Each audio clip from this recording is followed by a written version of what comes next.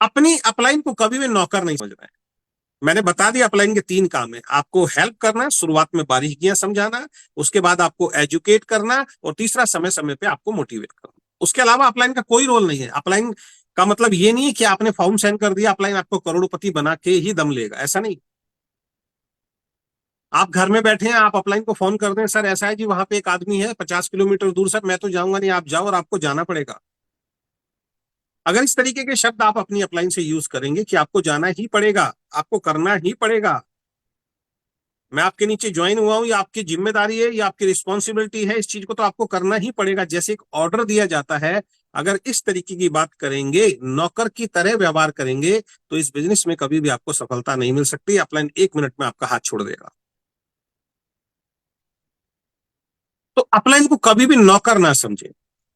मैं अपनी मीटिंग में एक बात बताता हूं, आज फिर इस बात को मैं रिपीट करता हूं। इस बिजनेस में वो व्यक्ति बहुत तेजी से सफल होता है जो दिमाग तो अपलाइन का इस्तेमाल करता है और शरीर अपना इस्तेमाल करता है। अगेन रिपीट करता हूं, इस बिजनेस में वो व्यक्ति बहुत तेजी से ग्रो करता है जो दिमाग अपलाइन का इस्तेमाल करता है और शरीर अपना इस्तेमाल करता है।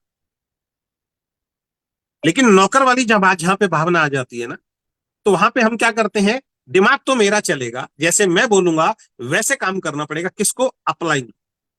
तो आपका बिजनेस नहीं चल सकता। तो शुरुआती 3 चीजें आपको समझ में नहीं आई है कि अपलाइन हेल्प कर सकता है, अपलाइन आपको एजुकेट कर सकता है, और अपलाइन समय समय पे आपको मोटिवेट कर सकता है। तो हमेशा अपनी अपलाइन की रेस्पेक्ट करनी है। कभी भी ये मत सोचिए कि अपलाइन आपका गुलाम है, अपलाइन भी आपका नौकर है, उसको आपको कामयाब बनाना ये समझ लीजिए उसका परम कर्तव्य है, ऐसा नहीं। जब तक आप कामयाब नहीं होना चाहेंगे, आपका अपलाइन भी आपको कामयाब नहीं बना सकता। जैसे हम कहते हैं कि एक अपलाइन किसी डाउनलाइन के साथ जबरदस्ती नहीं कर सकता, ऐसे ही एक डाउनलाइन किसी अपलाइन के साथ भी जबरदस्ती नहीं कर सकती इस बिजनेस में। कई केसेस में ऐसा हो सकता है कि आपका अपलाइन आपसे बात ही ना करे, आपको सपोर्ट ही ना करे।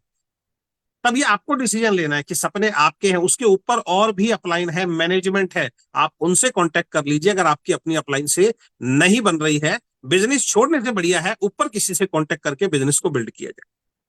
तो मैं खुद बोल रहा हूं, ऐसी स्थिति कभी ना कभी आपकी आ सकती है कि आपकी अपलाइन से बहुत मतभेद हो जाए। ऐसे में बिजनेस को छोड़ने की गलती नहीं करना, उनके ऊपर जो अपलाइन है, मैनेजमेंट जो है, उनसे डायरेक्ट कांटेक्ट करके कहना कि सर मुझे काम करना है, मुझे किस तरीके से हेल्प हो सकती है ये बताइए। लेकिन वहां भी ये ध्यान रखना, जो भी अपलाइन होगी वो आपकी हेल्प करेगा, आपको एजुकेट करेगा, आपको मोटिवेट करेगा। इसके अलावा उनसे भी बहुत ज्यादा उम्मीद आपको नहीं। तीसरी चीज, अपलाइन की राय को स्वीकार करें अगर वो आपको कुछ सलाह दे रहे हैं तो। देखिए, अपलाइन को आपसे ज्यादा इस बिजनेस में अनुभव है। बहुत सारे लोग गलती क्या करते हैं, इस बिजनेस में अपना दिमाग ज्यादा लगाते हैं। और हम बार बार एक बात बताते हैं, जो नेटवर्क बिजनेस में अपना दिमाग ज्यादा लगाता है उसकी ग्रोथ नहीं होती है, उसको सफलता नहीं मिलती है। और एक लाइन और बोलते हैं कि किसी भी फील्ड में अगर आपको सफल होना है तो आपसे पहले जो सफल इंसान है उसकी सलाह पे आप चलना शुरू कर दीजिए, आप सफल हो जाएंगे। टेक्निक्स तो उसको मालूम है ना। अब आप गाड़ी सीखना चाहते हैं लेकिन आप जो सिखा रहा है उसकी बात ही नहीं मान रहे, तो क्या होगा, या तो वो गाड़ी से उतर जाएगा, भाई तू ही चला ले, या फिर क्या होगा, एक्सीडेंट हो जाएगा, गाड़ी खराब कर लोगे आप। गाड़ी सीखनी है आपको, स्विमिंग सीखनी है आपको, क्रिकेट सीखना है, कुछ भी जीवन में सीखना है आपको, गाना भी सीखना है, तो जो गुरु बताएगा उसी हिसाब से तो सिंगर गाना सीखेगा ना।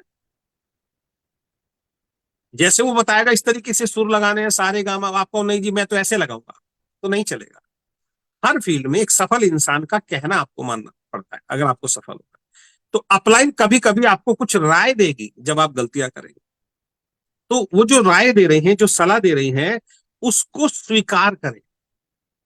हमेशा जब भी अपलाइन कोई बात बताए उसको सर आंखों पे लेके, ठीक है सर, थैंक यू सर, आपने बात बताई, मैं इस पे काम करूंगा, मैं इस पे अमल करूंगा।